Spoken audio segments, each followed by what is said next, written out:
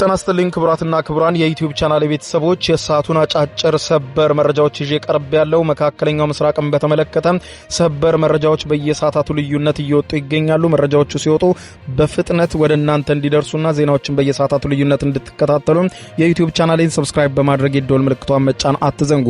ወደ ሰበር መረጃው ስናቀና በቀዳሚነት ወደ እናንተ ጆሮ የሚደርሰው የአሜሪካው ፕሬዝዳንት ዶናልድ ጄ ትራምፕ አስፈሪ ውሳኔ ለመወሰን ጫፍ ላይ መድረሳቸው ተዘግቧል። ይኸውም የአሜሪካ ወታደሮችን እንደተፈራው ሁሉም ግዛቱን አልፈው ኢራንን እንዲወሩ ውሳኔ ሊሰጡ ጫፍ ላይ መድረሳቸው ተዘግቧል። ይኸውም ፕሬዝዳንቱ ይህንኑ ሐሳብ አንስተው ጦርነቱን አየር ባየር ከዚህ በኋላ መቀጠል ስለማይቻል ጦርነቱን በግልጽ በመሬት ላይ በማድረግ የአሜሪካ ወታደሮች ዘልቀው የመሬት ወረራ በኢራን ላይ እንዲከፍቱ ለማድረግ እያሰቡ መሆናቸውም ተዘግቧል። ኤቢሲ ኒውስ ይህንን መረጃ በተመለከተ ሰፊ ዘገባ አውጥቷል። ይህ ከሆነ በጣም አስፈሪ ነገር እንደሚከሰት ተንታኞች እየገለጹ ነው።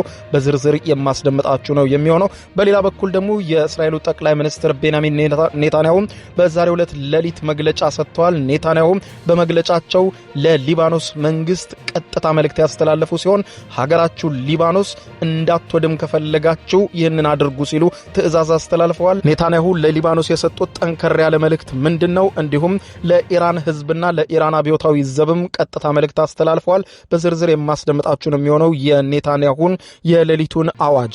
ወደ መረጃዎቹ ዝርዝር አለፍኩኝ። እስከ ፍጻሜው መረጃውን አብረን እንከታተለው። በቅድሚያም በመካከለኛው ምስራቅ በቀጠለው ደም አፋሳሽ ጦርነት አሜሪካ ወታደሮቿን ወደ ኢራን ለማስገባትና በእግረኛ ሰራዊት ኢራንን ለመውረር እያሰበች መሆኑ ተዘገበ። አሜሪካና እስራኤል ከኢራን ጋር በገቡትና በቀጠለው እስራኤልና ኢራንን ብቻም ሳይሆን በኢራን ያጸፋ ጥቃትም የመካከለኛው ምስራቅ ሀገራትን በማካተት ተባብሶ በቀጠለው ግጭት የአሜሪካው ፕሬዝዳንት ዶናልድ ጄ ትራምፕ የአሜሪካ ወታደሮችን ወደ ኢራን ስለማስገባት በግል እየመከሩ መሆኑን ሁለት ለጉዳዩ ቅርበት ያላቸው የአሜሪካ ባለስልጣናትን ጠቅሶ ኤንቢሲ ኒውስ በዘገባ ያስታወቀ ሲሆን ፕሬዝዳንቱ ጉዳዩን ከአጋሮቻቸውና ከሪፐብሊካን ባለስልጣናት ጋር ከዋይት ሃውስና ከዋይት ሃውስ ውጪ በማንሳት መወያየታቸውንና ከግጭቱ በኋላም ለምትኖረው ኢራን በተለይም ደግሞ በሀገሪቱ የሚገኘውን የዩራኒየም ክምችትን ሙሉ በሙሉ ለመቆጣጠርና ለማውደም ብሎም ኢራን ካላት የነዳጅ ሀብት ጋር በተያያዘ ልክ አሜሪካ ከወራት በፊት በቬንዙዌላ እንዳደረገችው ሁሉም በኢራንም የነዳጅ ምርቷንና ስርጭት ላይ በኢራን አዲስ ከሚመሰረት መንግስት ጋር እንድትሰራና አሜሪካ በኢራን ነዳጆች ላይ አዛዥ እንድትሆን የሚያደርጋትን ውል መፈረም እንደሚፈልጉ ጭምር አመልክቷል። አሜሪካና እስራኤል በኢራን ላይ ከሚፈጽሙት የተቀናጀ የአየር ጥቃትን ባሻገር የፕሬዝዳንት ትራምፕ የአሜሪካ የምድር ጦር ተዋጊ ወታደሮች ወደ ኢራን ዘልቀው የማስገባት እቅድን በዋናነት በኢራን ላይ ትልቅ ወረራ ለመፈጸም ሳይሆን ይልቁንም ውስን ወታደሮችን ወደ ኢራን በማስገባት ልዩ ኦፕሬሽን በአሜሪካ ላይ ለመክፈት እንዳሰቡ አስተያየት ሰጪዎች የገለጹለት ሲሆን ኤቢሲ ኒውስ መረጃውን አግኝቻለሁ ካላቸው ሰዎች ሰማው እንዳለው ስትራቴጂካዊ ውሳኔዎችን ለማስፈጸም እንዲያግዙ ለማስቻል ያለመ ቢሆንም ፕሬዝዳንቱ እስካሁን ድረስ በጉዳዩ ላይ የሰጡት ውሳኔም ሆነ ግልጽ አስተያየት እንደሌለ ኤቢሲ ኒውስ ምንጮቹን ጠቅሶ ዘግቧል።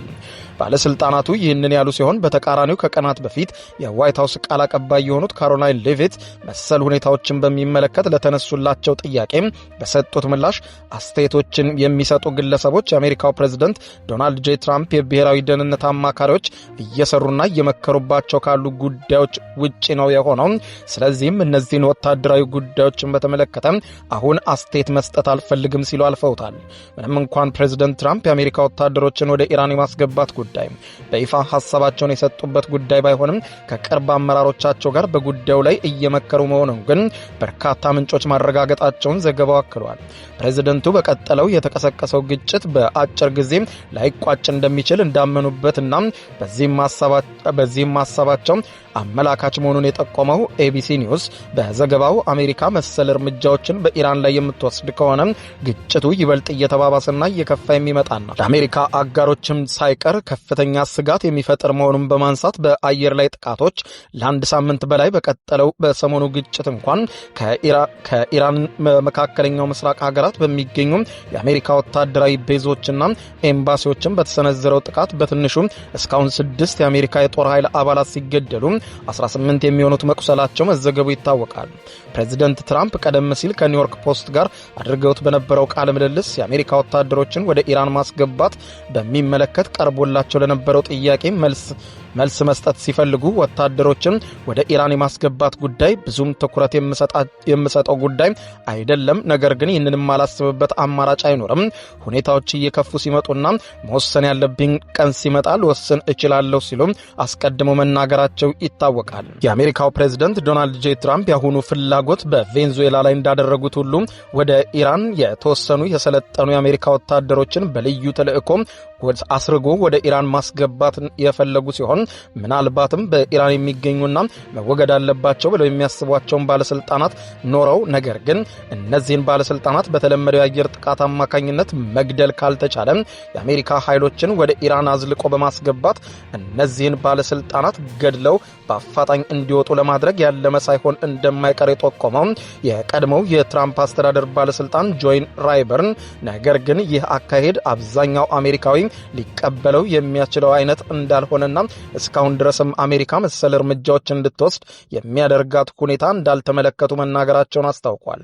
በተመሳሳይ የአሜሪካ መንግስት ወደ ኢራን ወታደሮችን የሚልክ ከሆነ የኢራን አገዛዝ ከወደቀ በኋላ በኢራን በሚመሰረተው አዲስ መንግስት ላይ የቬንዙዌላው አይነት ተጽዕኖ ለመፍጠር ያለመ ሚና እንደሚኖረው የገለጹት እኚሁ ተንታኝ ታዲያ ይህም በኢራን ያለውን የዩራኒየም ክምችት የመለየትና ደህንነቱን በተጠበቀ ሁኔታ እንዲቀመጥ አሊያም እንዲወገድ ማድረግን ሊጨምር እንደሚችል ቢገልጹም በአትላንቲክ ካውንስል ቲንክ ታንክ አባሉና የኢራን ስትራቴጂ ፕሮጀክት ዳይሬክተር የሆኑት ኔት ስዋንሰን በበኩላቸው ኢራን በአሁኑ ወቅትም በቀጠናው በሚገኙ ሀገራት ባሉ የአሜሪካ ወታደራዊ ቤዞችና መሰረተ ልማቶች ላይ በቀጠለችው ተደጋጋሚ ጥቃትን የማሸነፍ ስሜት የማይታይባት ከሆነ አሜሪካ ሌሎች ወታደሮችን አማራጮችን ለማሰብ እንደምትገደድ አስቀድመው ጠቅሰው እንደነበር ተመልክቷል።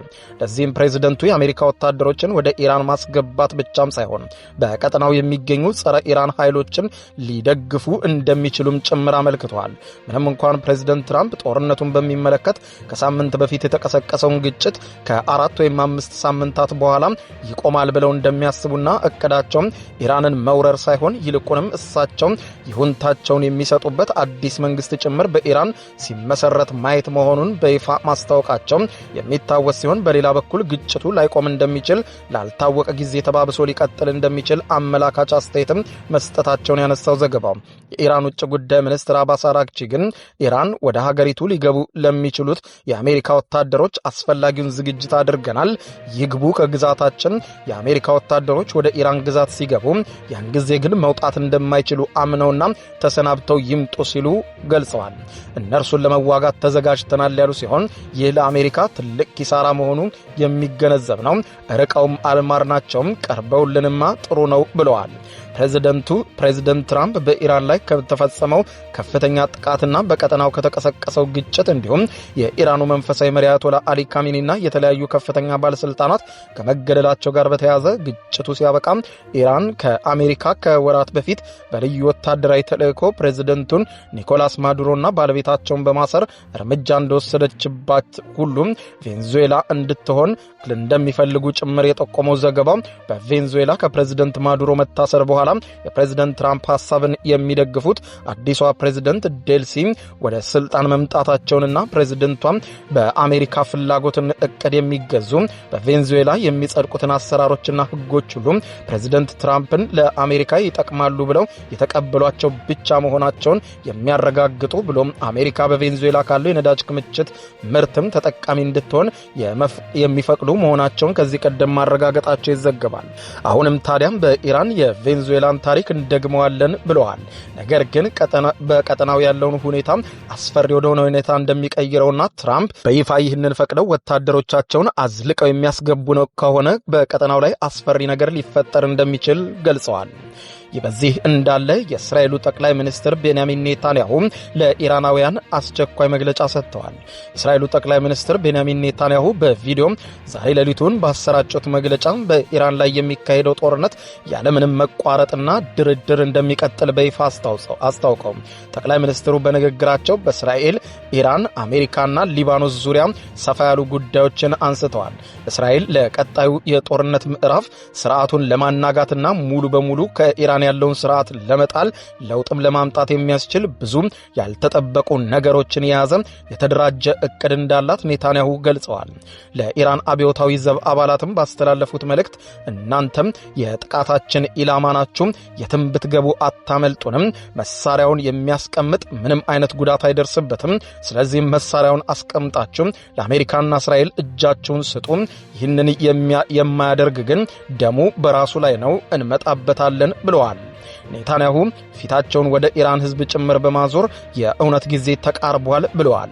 አክለውም እስራኤል ኢራንን ለመከፋፈል እየሞከረች አይደለም፣ ይልቁንም ኢራንን ካገዛዙ ነፃ ለማውጣት ነው የምንሞክረው በማለት አብራርተው በመጨረሻም ኢራንን ነፃ የማውጣቱ ጉዳይ በራሳቸው በኢራናውያን እጅ ላይ የተመሰረተ መሆኑን የገለጹት ኔታንያሁ ይህ እርምጃ በእስራኤልና በኢራን መካከል ሰላምን እንደሚያመጣ አምናለሁ ሲሉ ተደምጠዋል። የአሜሪካው ፕሬዝዳንት ዶናልድ ጄ ትራምፕ ከዚህ ቀደም በሰጡት መግለጫ ታህሳስ ወር ላይ ሲናገሩ የእስራኤሉ ጠቅላይ ሚኒስትር ቤንያሚን ኔታንያሁ ቢቢ ኢራን የኒውክሌር መሳሪያ እንዳታገኝ በማንኛውም ዋጋ ማስቆም አለብን ማለታቸውን ያስታወሱት ኔታንያሁ ትራምፕ ከመቼውም ጊዜ በላይ ለጠነከረው የአሜሪካና የእስራኤል ስምምነት ላሳዩት ታሪካዊ አመራር ምስጋና እናቀርባለን ብለዋል። የአያቶላ ስርዓት ዓለምን አደጋ ላይ እንደሚጥል አሁንም ሁሉም ሰው ተረድቶታል ያሉት ጠቅላይ ሚኒስትሩ እስራኤል ጥቃት ከደረሰባቸው ሀገራት ጎን ትቆማለችም ሲሉ ተደምጠዋል። በዚህም በተለይም ደግሞ ከሐማስ ጋር በምናደርገው ጦርነት ላይ መሰረተ ቢስ ውግዘትን ሲያቀርብ የነበረው የተባበሩት መንግስታት ድርጅት ዩኤን ኢራናውያን በገዛ መሪዎቻቸው ሲጨፈጨፉ ዝምታን መርጦ ነበረ ሲሉም አሳስበዋል። የቀድሞው ጠቅላይ መሪ አሊ ኻሜኒ በ10 ሺዎች የሚቆጠሩ ኢራናውያንን ገለዋል በማለት የወነጀሉት ኔታንያሁ ተመድ የምዕራባውያን ሀገራትና እኛን በሐሰተኛ ዜና ያለማቋረጥ የሚያወግዙን ዓለም አቀፍ ሚዲያዎችስ ያኔ የት ነበሩ? ለኢራናውያን ለምን አልጮኻችሁም? አሁን እኛና አሜሪካ በጋራ እያደረግን ያለነው ኢራናውያንን ነፃ ማውጣት ነው ብለዋል። ኔታንያሁ ለሊባኖስ መንግስትም ጠንከር ያለ መግለጫም በሌሊቱ መግለጫቸው ያስተላለፉ ሲሆን የ2024ቱን የተኩስ አቁም ስምምነት ማስከበርና ሄዝቦላህን ትጥቅ ማስፈታት የእናንተ ኃላፊነት ነው ያሉት ጠቅላይ ሚኒስትሩም የሊባኖስ መንግስት ይህንን የማያደርግ ከሆነ ግን የሄዝቦላህን ጥቃቶች በሊባኖስ ላይ ጥፋት እንደሚያመጡ እያያችሁ ነው፣ ሊባኖስን እናወድማለን ብለዋል። እናንተም እድላችሁ በእጃችሁ የምትወስኑበት ጊዜ አሁን ነው ብለዋል። እስራኤል ዜጎቿንና ከተሞቿን ከጥቃት ለመጠበቅ አሁኑኑ ሄዝቦላህን ትዋጋና ሄዝቦላህን ትጥቅ ታስፈታ ሲሉ ኔታንያሁ ሌሊቱን በሰጡት መግለጫ ላይ ጠቅሰዋል። ይህ በዚህ እንዳለ በኢራን ከፍተኛ ውድመት ያጋጠመ ሲሆን በኢራን መዲና ቴህራን በሚገኘው የነዳጅ ማከማቻ ተቋም ላይ ከባድ አየር ጥቃት መፈጸሙንና የኢራንና የእስራኤል መገናኛ ብዙሃን ዘግበዋል።